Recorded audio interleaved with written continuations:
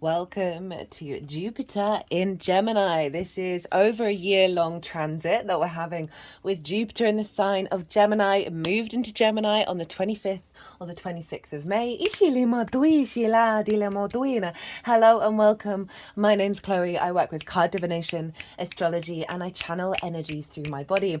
As you just heard, and as you can see, bringing in these multi-dimensional energies, they bring in healing, attunement, and activation codes to the messages that come through.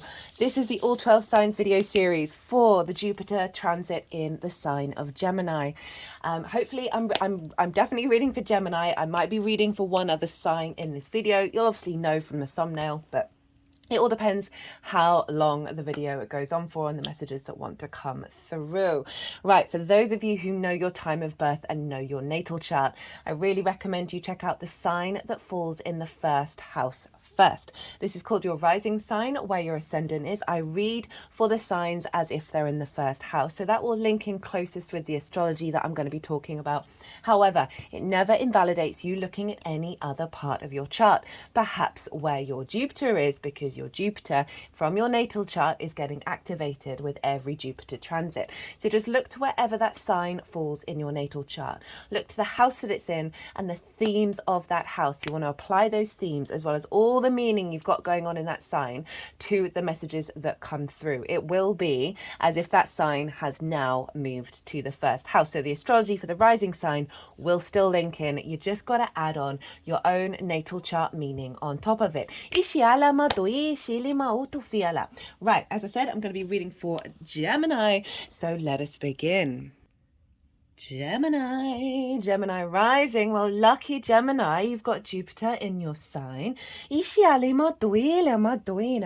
viewers, if you didn't quite catch the introduction, I channel multi-dimensional energies through my body, both in the form of physical and vocal light language, which you just heard, which you can see now. All of this brings in healing, attunement, and activation codes throughout this reading, so it's going to be going on in the reading. So I cut the deck 3 times before starting your reading, Gemini, and we got the Strength card, the 10 of Pentacles, and the 9 of Swords in reverse. And so you've got Jupiter coming into your sign, wherever that falls in your natal chart, right? Okay, before I talk about the cards, those of you, I read for the rising signs, but it doesn't invalidate the Gemini energy wherever it falls in your chart. Just look to the house that it's in your natal chart, look to the themes of that house, and you'll want to apply those themes as well as all the meaning you've got going on into the sign of Gemini to the messages that come through, because it's as if that Gemini energy has now moved to the first house. So when I talk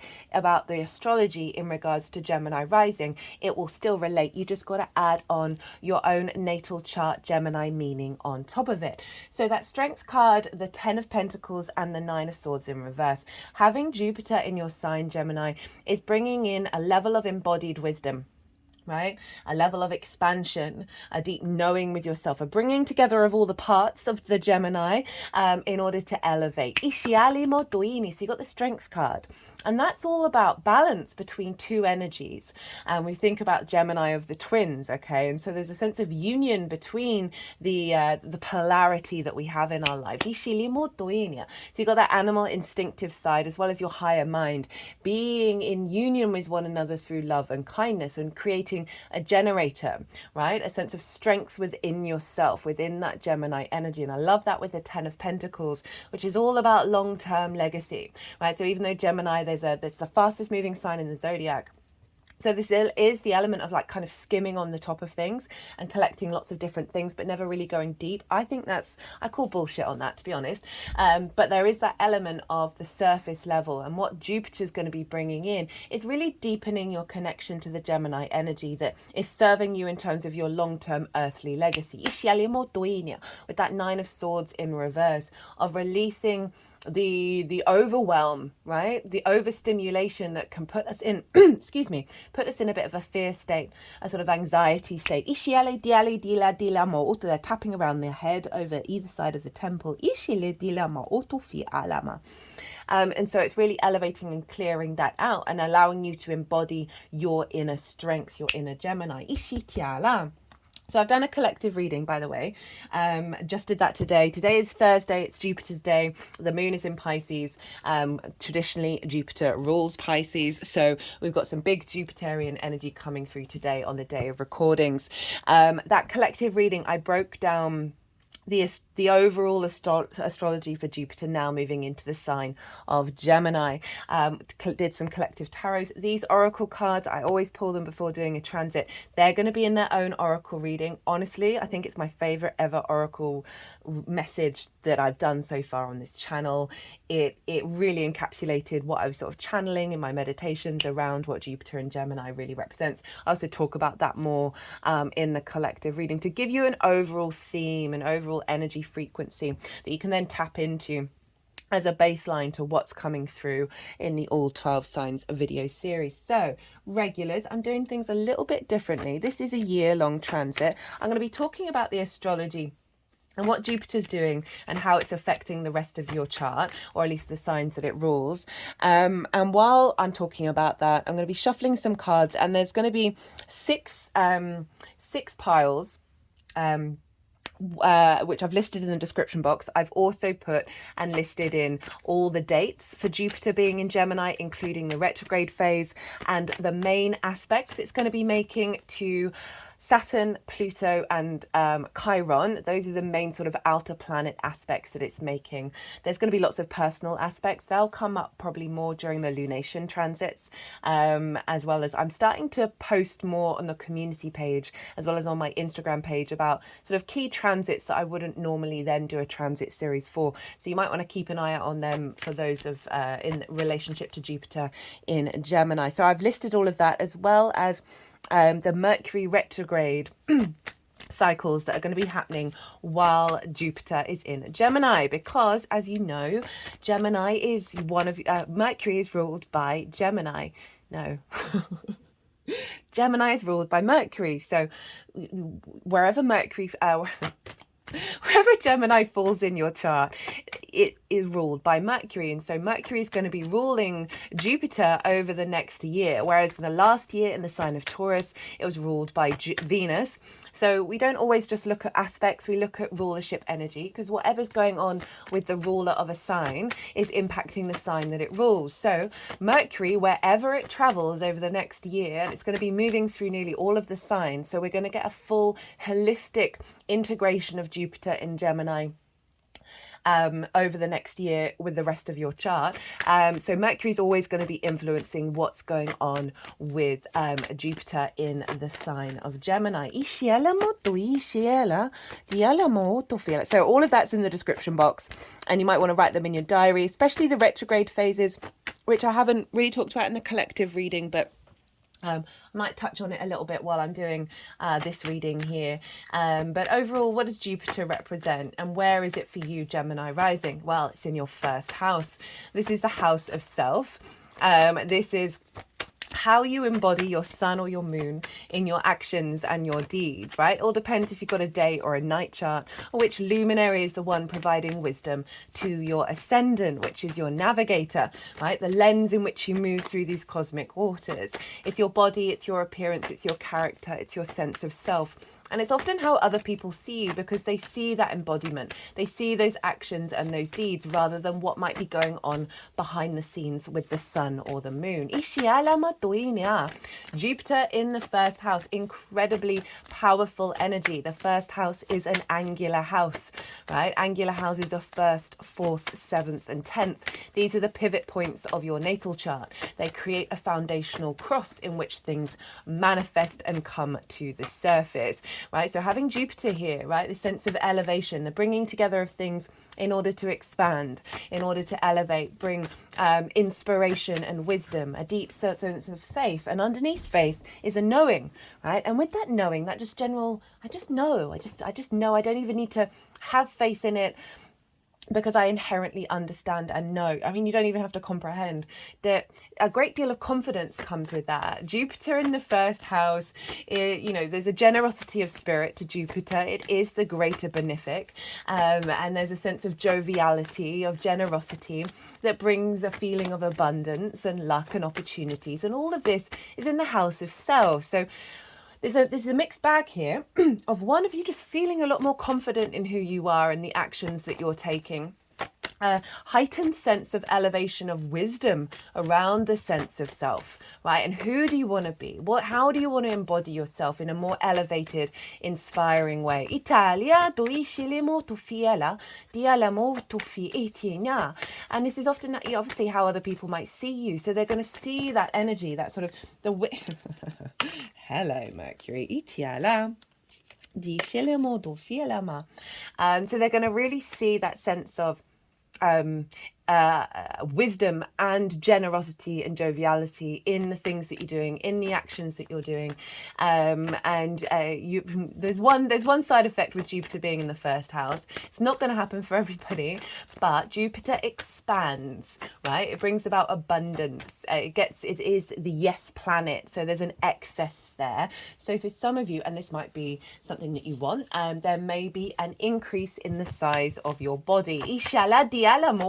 I'm not saying that to it's just one of those astrological things that it does happen, but overall there is just genuinely a real confidence in self and the actions that you take that's going to be unfolding over the next year, and it's a really wonderful transit, and it's off the back, Gemini risings, of you having Jupiter move through your 12th, and that is the hidden house, the house of mysteries, and so it's linked into anxiety, depression, grief, loss, isolation, as well as the magic of your soul. And so you would have gone through some big recalibration around mental health, around those unconscious spaces, and around your own magic. And now that Jupiter's moving into the first house, you are then implementing it into your sense of self, right? The wisdom that you've learned, the magic that you've connected to. And this is going to come through in your actions.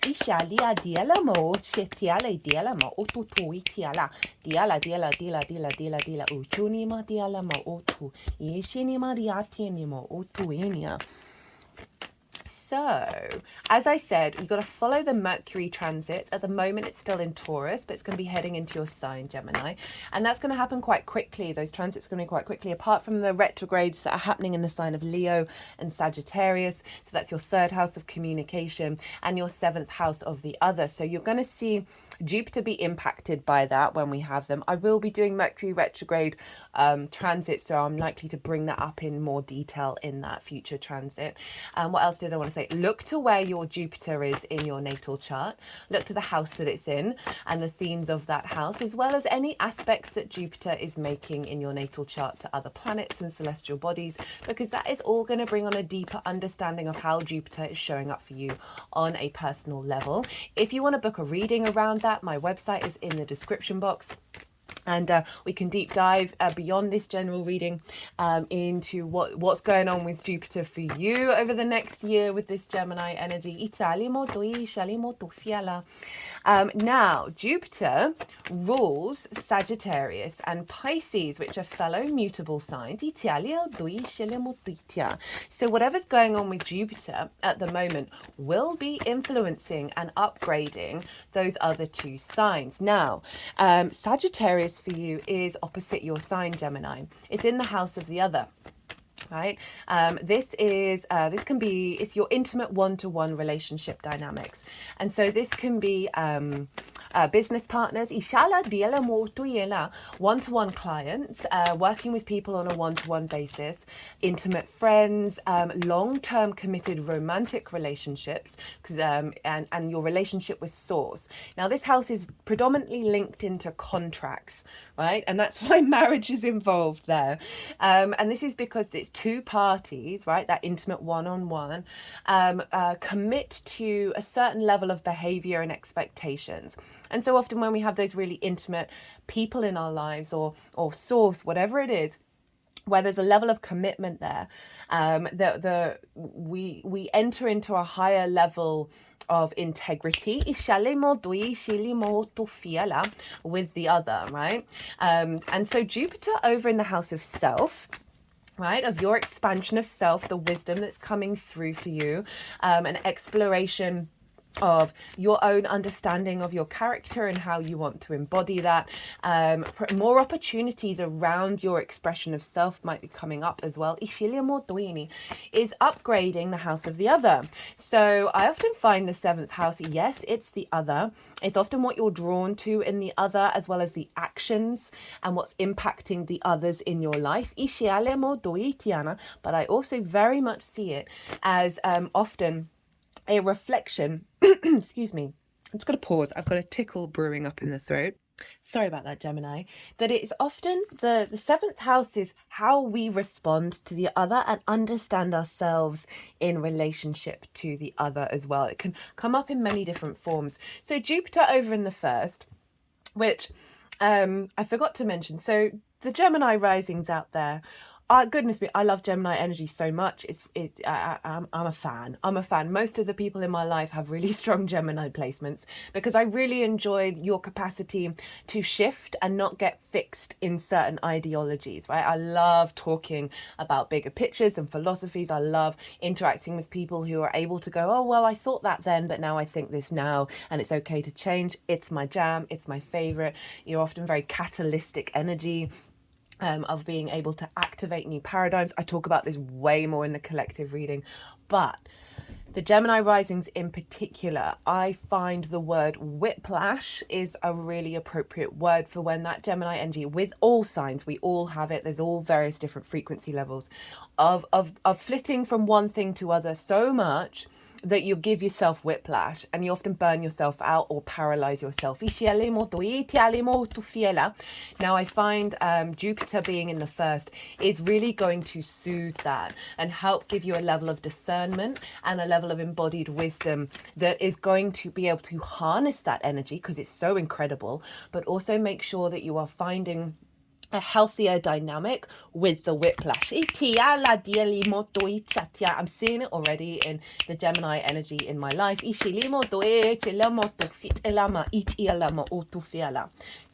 upgrading the seventh. So this means there's an energy of through your deepening understanding of self, right? This is going to really elevate your understanding with the other and not that, you know, moving away from distorted senses of value around self and the other. And I can also see, because more opportunities are coming through in your sense of self, it's going to mean more collaboration with the other. Because overall, with Jupiter being in the first, there's a stronger connection to the wisdom that you're embodying, to the sense of the joy of Jupiter. That is then going to be more visible to other people in your life. That's then going to heighten a desire for connection, whether that's romantic, business partners, clients. Heightened connection with source through your sense of self, through your actions and your deeds. You're going to see source show up a bit more with that way. And Pisces, now that's where Saturn is, and Saturn is squaring this Jupiterian energy now. Again, I talk about that in the collective reading, and also Pisces is being elevated and being activated with this Jupiter transit, and that's your 10th house of your career and your life purpose. Like life purpose doesn't have to be your career doesn't have to be your life purpose. It can facilitate it. It's your life path. It's your reputation. It's your visibility. It's how the big outside world sees you. So I could see an alignment say with a business partner or collaborating with people on a one-to-one basis in regards to either your career or helping facilitate and access your life purpose. And sort of collaborating with the other that is bringing you more visibility, heightening your reputation. Again, that can be source, that can be a partner, a love partner where you're collaborating in work, more clients or a business partner, or collaborating with intimate friends as well. So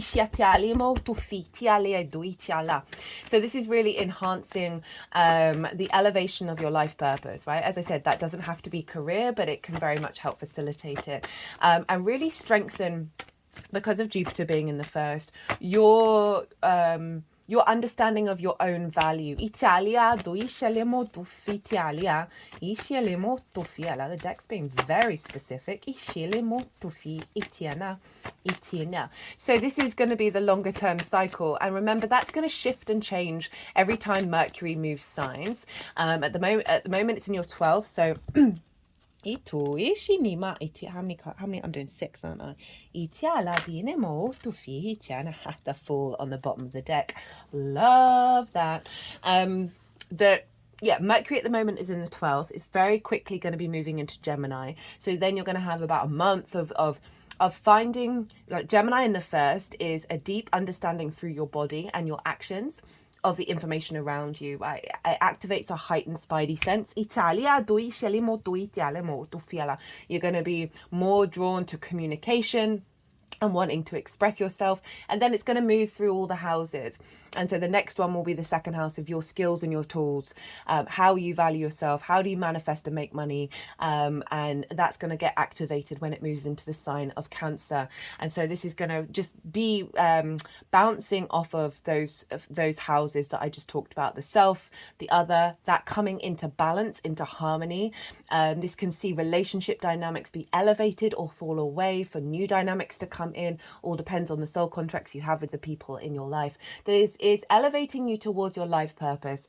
And with that Saturn square, this is really your ability to build from a deep place of wisdom and a sense of ease. There's more ease with Jupiter in the first, around taking action that is taking you towards an elevated understanding of your career. Right, I am and then add on wherever Jupiter is in your chart. Tiala.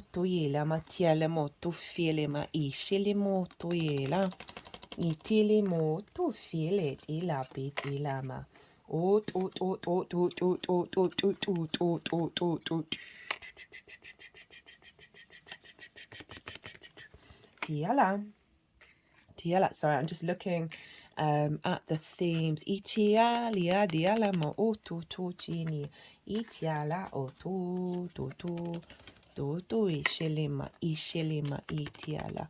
Ishelema duela. Tilenema itiale tu. Tiala. Okay, so we've got 6 themes that I'm tapping into. And while I talk about those, I'm going to shuffle you 2 oracle cards. Goodness me. Is that 6? Yeah. Don't forget the Fool on the bottom of the deck, which I'm very into. Italima. Okay, well, there we go. Itini molto fia. And one from the Shaman's Dream. Ishilima, one for my Geminis.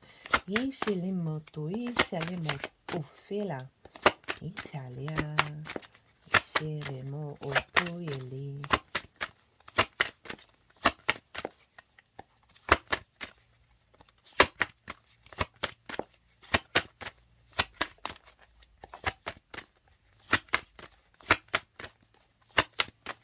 So we have the first card is the overall theme.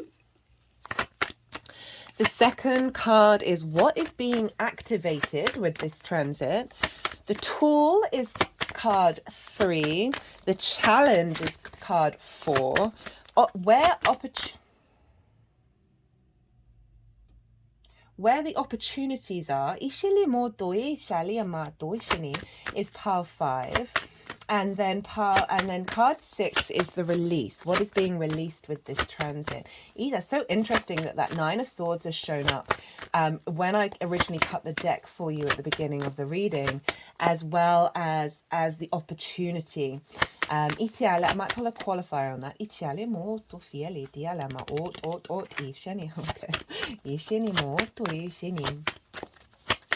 Right, one card for my Geminis. Itiala di shenimo. Itikinia. Ituela. So interesting, the deck's being so specific for you. Itialimo. Tuile. Di shenima. Tisha shenima. Itu fala. Viala.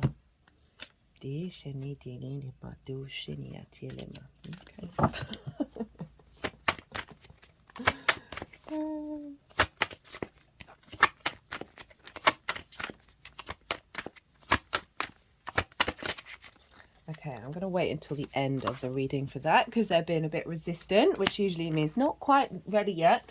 Not quite ready. So, the overall theme, which is hilarious, we've got the Magician, which is Mercury energy.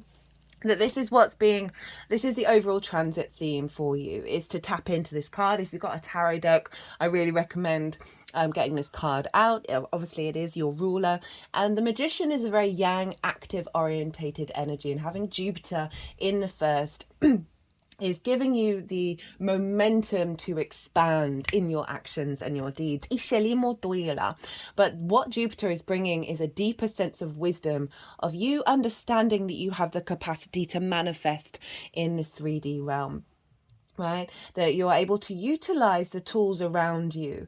We've got all the symbols of the tarot here, of being an awareness of the resources in your environment that is allowing you to then manifest at a higher level in this 3D realm, and a confidence in that as well, right? Being seen as the performer. If we're linking it into the 7th and the 10th house combination, as well as you know, it doesn't just have to be with work, of just like people really valuing what it is that you're bringing to the table.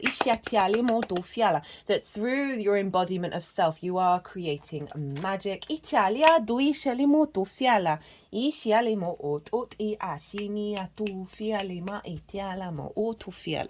What's being activated? So this is doubly interesting because this is Taurus, right? Where Jupiter's just been. And so, you know, I mentioned a little bit at the beginning of the reading that Jupiter moving through the 12th really helps bring in about embodied wisdom, right? And often you have to go through some difficulties in order to get to that deeper understanding. This is about that level of commitment to your embodiment of everything that you've been learning.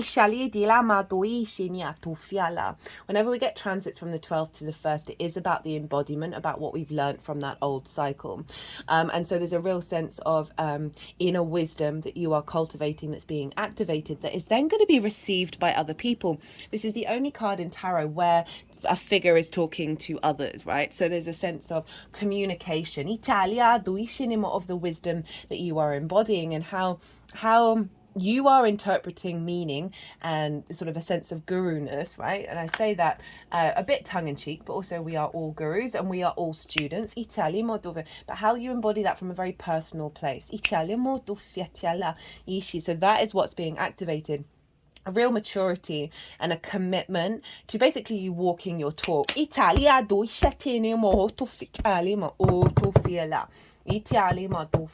Hierophant, right? So is traditionally the Pope, right? So the mouthpiece of God, right? So becoming an understanding that you are that, we are all that, but it takes a little while for us to be able to incorporate it in it fully embodied. So Jupiter's helping activate that energy within you. The tool. So this, I keep saying this is interesting, but it is interesting. The 7 of Wands. This came up in the collective reading as well. For me, this is one of the archetypal energies that we are currently working through as a species. Now, this figure is on a cliff top, representing that they are on the higher ground. Now, they have something of value, but look at that face. What's going on? Feeling very unsteady, very unstable.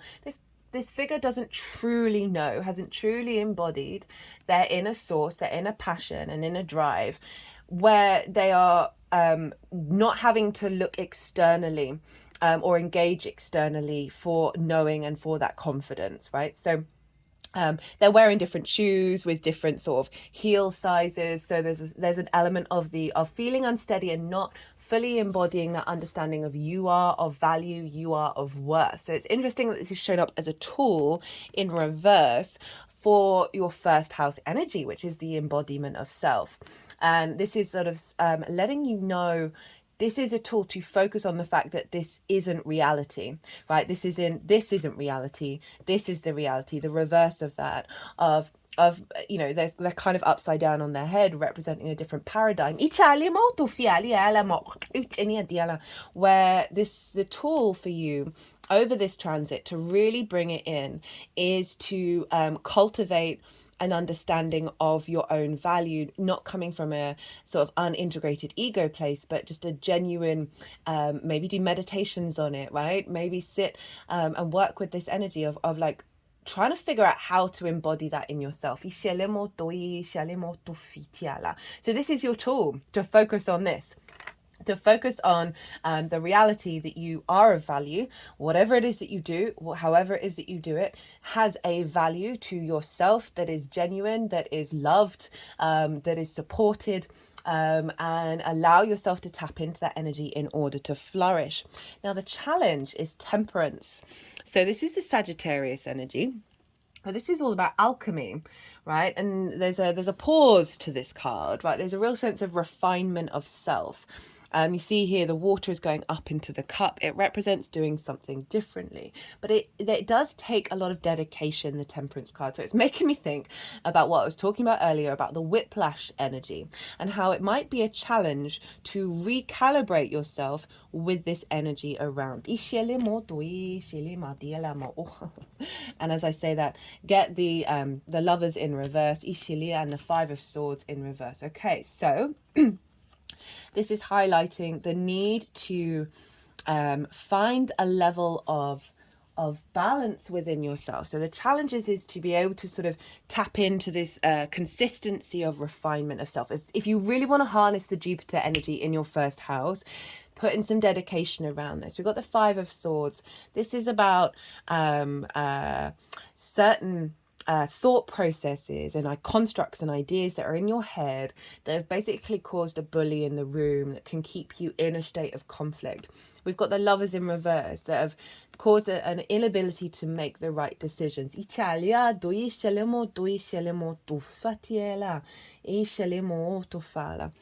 So the challenge here is to be in awareness of this and be in awareness that this may take a little bit more effort. Call on source, right? Over in your 7th house. Heighten that level of relationship dynamic. Know that, right, Jupiter retrograde can really help us go inward and question faith, right? Jupiter's not all about abundance. It does cause us to question things. Know that that is part of the process. That the dynamic here is going to be shifted by the end of the transit, where you are in alignment, when you are released of conflict, of that kind of whiplash of going here, there and everywhere and not necessarily being able to find the focus. Make at peace with yourself that is going to be part of the journey, rather than getting frustrated if things don't manifest really quickly. Give yourself a little dedication every day to tap into the Jupiterian energy, see what it's saying to you, and figure out, okay, well, how do I want this to then show up in my actions and my deeds?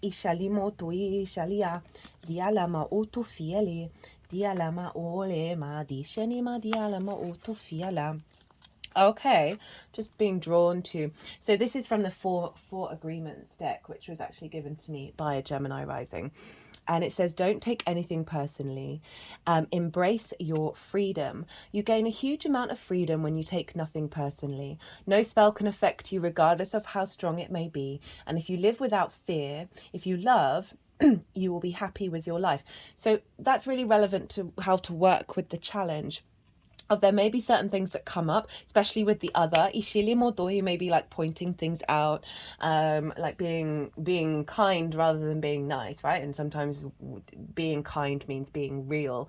To not take any of it personally, to understand that it is just part of the process, to not see the reflections of the other as always to do with you, and allow yourself some space to unentangle yourself with that dynamic, that and tap into a place of love within yourself that is just kind, right? That will give you more freedom rather than the entanglement. Right. Okay, we have the opportunities next, which is that Nine of Swords and the Fool. I'm going to talk about those cards while I'm shuffling here. That Nine of Swords, so the opportunities with the Fool is to know that there are going to be opportunities throughout this transit to help release you from that Nine of Swords, right? That sort of anxiety, worrying about all the things that you can't control, misdirecting your energy, being in regret of the past and fear of the future. That card is asking you to get present and get in the moment. Meditation could be such a good thing with Jupiter in the first, and listen to what your body's telling you. With the Fool of like, there's going to be opportunities throughout the next year of releasing those old paradigms, releasing that fear mindset, the sort of addiction to cortisol and adrenaline. And the Fool coming in is saying that there's going to be a lightness when these opportunities show up, that's allowing you to step into the Fool, to step into seeing life and your expression of self as more of a curiosity, the good, the bad, and the ugly, right? And I think that helps with the challenge as well of not taking things too seriously, but knowing that Jupiter in Gemini in general is helping us have a little more discernment about the information that we connect to and the synchronicities that we're aware of. So the opportunities for this transit to really heighten it is to do some work on that Nine of Swords, is to do that work on the hyper worry, the wormholes, the feedback loops that might find yourself paralyzed in. But with the Fool showing up, it is saying that there are going to be opportunities for liberation that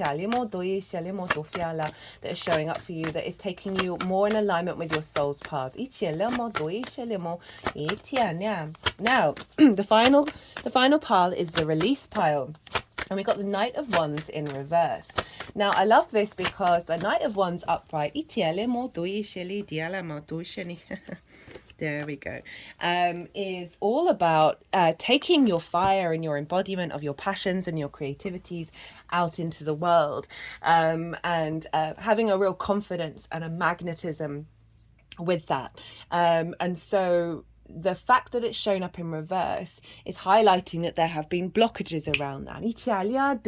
Fire is a very confident, instinctive energy. And having Jupiter in the first, helping elevate your connection and the actions that you take with the other, another fire sign in Sagittarius, as well as the actions that you take instinctively and the confidence you have behind that are in regards to your life purpose and your career. Any blockages from you to truly express that is being released. Now, finally got a card, cut the deck, and we've got Stranger Curiosity. Well, perfect for Gemini. You're the fastest moving sign in the zodiac. Very curious energy, which is why I love you so. Okay, so Stranger, the other, moving past fears of differences, curiosity and acceptance. The stranger moves through the world in a shroud of darkness that often elicits fear, rejection, and uncertainty, as the danger of the unknown defines its very presence. Yes, there is a veil of separation between you.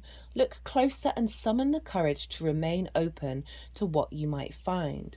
You may be conditioned to look only for what mirrors what is safe and known to you, refusing to entertain any concept of other beyond something to fear. That's interesting with the Knight of Wands and the Temperance. If we do tie it fully back into the house of the other, right, that can be about commitment, about integrity with the other, and how that may not have shown up for you, that's created a space of fear. Or a business partner that's kind of missed you up, or friends just not quite gelling, or a relationship with source just feeling a little other and putting you in a bit of a fear state. In order to broaden your world and your experience of it, you must refute the illusion that sameness is the only way. Nothing you expect externally matches up with the other, and you're challenged by your own inexperience. But don't miss this opportunity for learning. Something extraordinary is being offered to you now if you remain curious and teachable. Allow the newness to envelop you as you explore the possibilities. This is a departure from your expectations, but the stranger has come to invite you to dance to a new music, a new tempo, a new sensation that will add more dimensions to you and what you create as a result.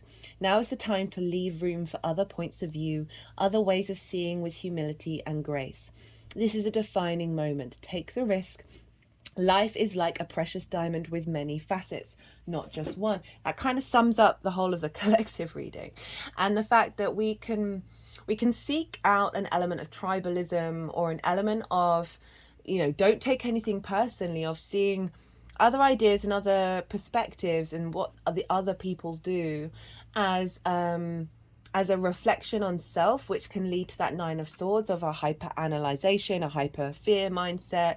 As I said, the shoulda, woulda, coulda, but this is really saying that when we step into that place of curiosity, when we allow there to be other possibilities, other facets, other ideas, other expectations out in the world, right? Imagine the Gemini energy with all the plates spinning, but not take any of them personally and not let them limit your own essence.